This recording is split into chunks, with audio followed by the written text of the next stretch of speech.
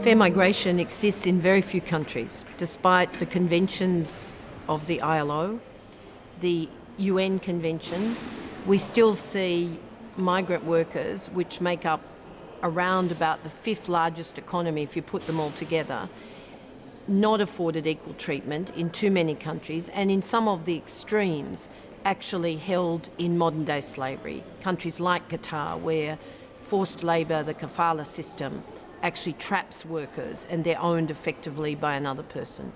So we have absolute deficits in equal treatment, in fundamental rights, in respect for the contribution that migrants make. Migration is part and parcel of our global economy. When you have the sheer numbers who are both seeking economic justice, and indeed you see countries that desperately need migrants to complete their workforce, then we should be in a better position. But we still see now today the dominant face of migrant workers being women. We see more and more migrant workers making up the 40% of the informal sector globally. And indeed, as I said, we still see more than 20 million workers, the majority of whom are migrants, in forced labour in modern day slavery.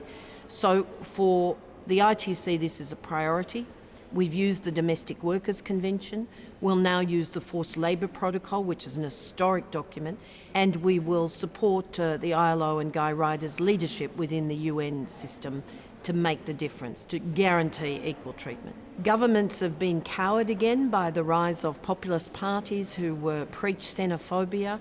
There is an absolute lack of understanding that we thought we were breaking through in the beginning of this century around the fact that migrant workers don't take people's jobs. They actually make an amazing contribution to economies in host countries, that their contribution both to the productivity of the nation but indeed to the workforce, and of course their contribution back home through remittances. These are remarkable economic stability opportunities, and yet governments are still worried, even through Europe, about a modern world where, frankly, migration is part of the mix. The UN has to step up and look to the international governance of migration.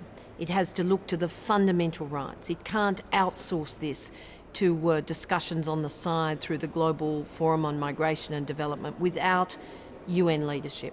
Fundamental rights, equal treatment, respect for peoples irrespective of their country of origin or their ethnicity, because a worker is a worker wherever they are. They make a terrific contribution to the productivity of both their home countries and their destination countries, and we want to see equal treatment.